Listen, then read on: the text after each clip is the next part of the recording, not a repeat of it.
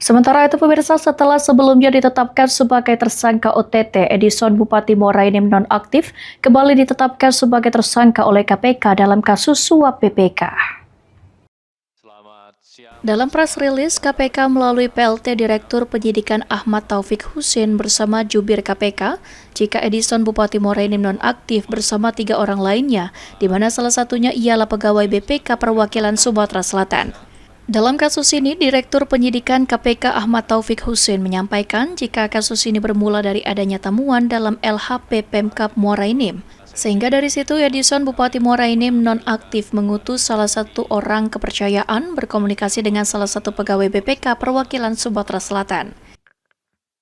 Tahun 2026, BPK Perwakilan Provinsi Sumatera Selatan melakukan pemeriksaan laporan keuangan Pemkab Muara Enim tahun anggaran 2025.